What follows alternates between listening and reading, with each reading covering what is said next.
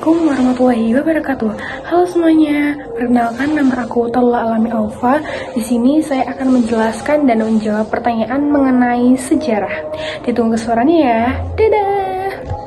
Pertanyaan pertama yaitu, apa dampak jatuhnya kota Konstantinopel bagi negara Eropa? 1. Bidang ekonomi dan perdagangan. Jalur perdagangan dari Eropa ke Asia yaitu jalur sutra dan rempah yang melewati Konstantinopel yang diutus oleh Turki Utsmani. Harga barang-barang dari timur seperti rempah-rempah, sutra, dan lain-lain jadi sangat mahal. Eropa terdorong mencari jalur baru ke Asia lewat laut. Jadi inilah awal penjelajahan samudra. Lalu ada bidang politik. Muncul persaingan antar negara Eropa seperti Portugis, Spanyol, Inggris, dan Belanda untuk menemukan wilayah baru. Negara-negara maritim semakin kuat karena berfokus pada penguasaan laut. Selanjutnya ada bidang ilmu pengetahuan dan budaya. Banyaknya ilmuwan Bizantium yang melarikan diri ke Eropa Barat, membawa ilmu pengetahuan, manuskrip Yunani Romawi, dan seni. Ini mempercepat lahirnya Renaissance di Eropa. Akhir ada bidang agama. Turki Utsmani yang Muslim menguasai Konstantinopel, meningkatkan semangat perang salib dan kebencian umat Kristen terhadap Islam. Soal kedua yaitu, apa yang menyebabkan kerajaan Mataram Islam mengalami kegagalan dalam mengusir VOC dari Batavia? Penyebab utama yaitu logistik dan persenjataannya lemah.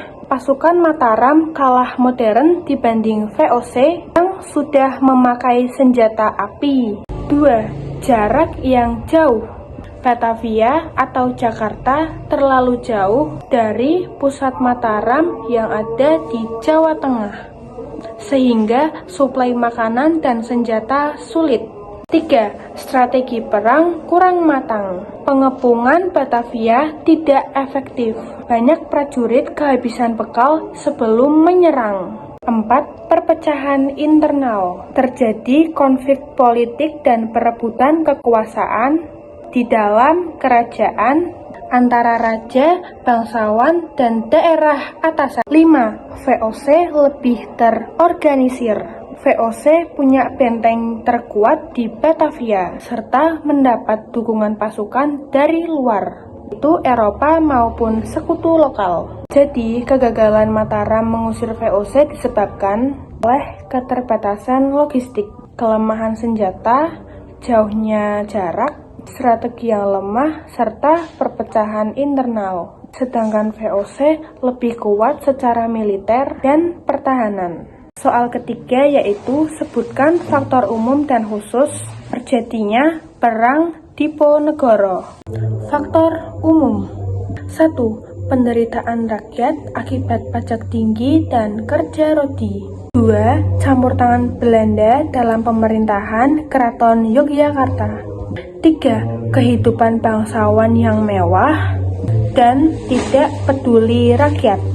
4. Masuknya pengaruh barat yang mengganggu adat dan budaya Jawa.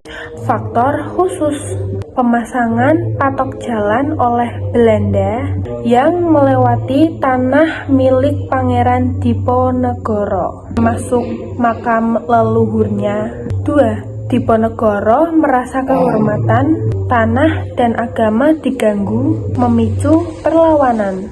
Jadi, faktor umum itu penderitaan rakyat dan intervensi Belanda. Lalu faktor khusus itu persoalan patok wilayah tanah yang ada di wilayah Diponegoro.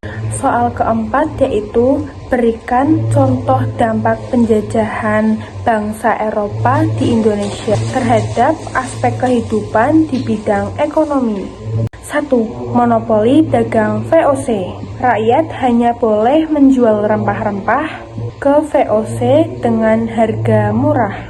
2. Tanam paksa. Rakyat dipaksa menanam kopi, tebu, nila, dan hasilnya dikirim ke Belanda. 3. Kerja rodi dan pajak tinggi. Rakyat dipaksa kerja paksa, membangun jalan atau benteng, ditambah beban pajak yang berat.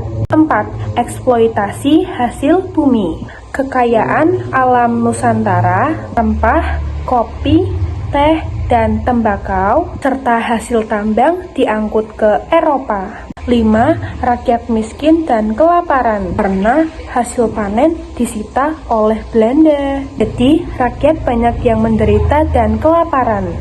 Ada contoh nyatanya, pada masa tanam paksa, rakyat Jawa harus menanam kopi untuk Belanda dan hasilnya dijual ke Eropa, sedangkan rakyat sendiri kekurangan dan hidup miskin.